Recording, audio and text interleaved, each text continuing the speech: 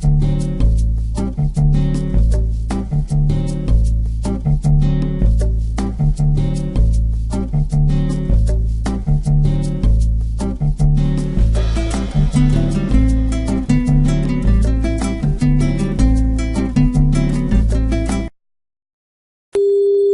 welcome all of you here for this important announcement about an initiative designed to improve teaching and learning in our state.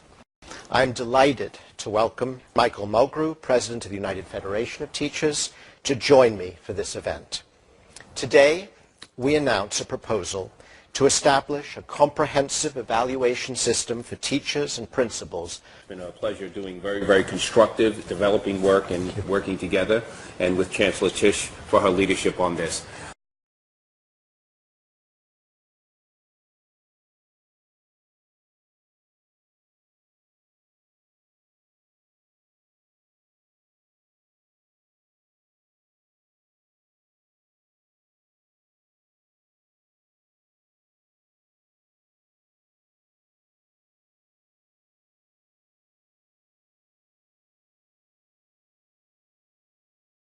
From the teachers who I talk to almost every single day of my life, they've always told me that the evaluation system just doesn't work for us as a profession.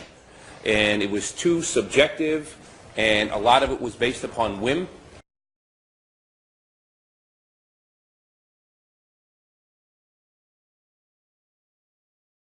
And this system really will move us forward as a profession, to have specific criteria laid out so that we could have a much more objective system, and then more importantly, tie that to professional development opportunities which relate directly to our performance inside of the classroom, is a giant step forward.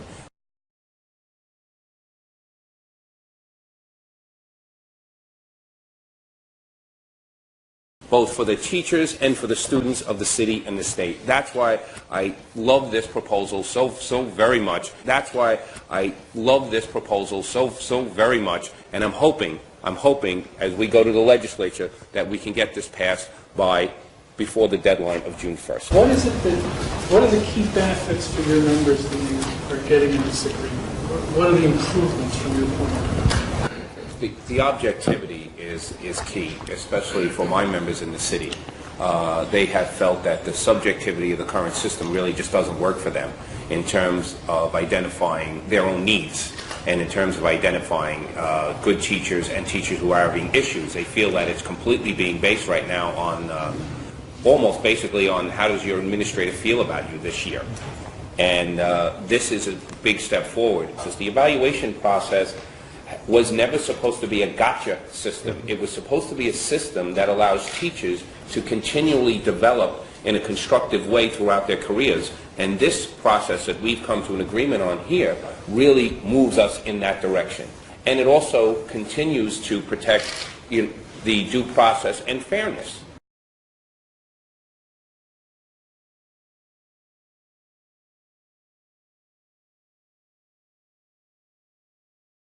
This is John White, Deputy Chancellor in New York City, speaking for Chancellor Klein. Thank you. I'll just say that we think this is a big step forward for our 80,000 teachers and our 1 million kids. We would like to express our support for the bill that the State Education Department, NYSED, and the UFT have worked together and have passed. We want to urge that the state pay the diligent attention to 3020A that's clearly embedded in this bill, and offer all of our support in developing the standards and assessments that will be necessary to make it work for teachers and for students. Best of luck and thank you. Thank you, Vice Chancellor, and through you, our thanks to the Chancellor, to Chancellor Joel Klein. Very grateful for this strong endorsement.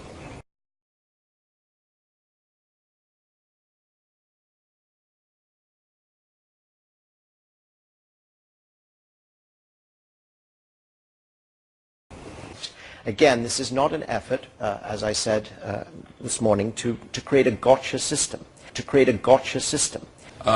My members have been crying out about what they fear is the injustice that is happening to students in the schools as there's an over-reliance on test prep. They continually say in every school I go into that if we continue down this path of just focusing our entire instructional day upon preparing students for standardized test scores, they are not learning what they need to know to be successful in life. And we have clear evidence of this. That's what I'm asking, Mike, from a parent's perspective, looking at state as well, a local assessment as well as a state assessment. And then looking at another round of tests for the kids, and you seem to be indicating that it will not be another round of tests for the kids. Let me be very clear. The Chancellor, who is with us today, Chancellor Merrill Tisch, and the board have been outspoken in saying, and I have too, that our current state tests are imperfect. We know this. That our current state tests are imperfect. We know this. That our current state tests are imperfect. We know this. We have taken immediate action to make them better already this year. We will take further action to make them better next year. I grew up in a number of countries. I didn't see a multiple choice test until I was 21 years old. And very frankly, I think our over-reliance on bubble tests has not served our students well, either in this state or across the nation. We have to move towards performance-based assessments. We have to move towards assessments that get at the deep skills and knowledge that 21st century citizens will need. I think we've got work to do. We believe that there's a balance between the number you put on a test score and all of the other multiple measures that we've been describing. Given that our tests are imperfect, to ask, for example, that the tests represent, I'm picking any number at random, 60, 70 points out of 100, would not, I think, be professionally responsible. So we have been careful, deliberative, and we believe we're in the right place.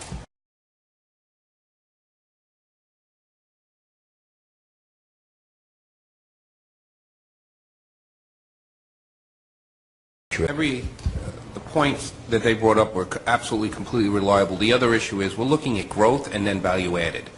We're not looking under the current ESEA regulations where it just takes a snapshot. So a teacher who has chosen to work with at-risk children, it would be at a disadvantage because those children it'll be much harder to have those children score what is considered proficient.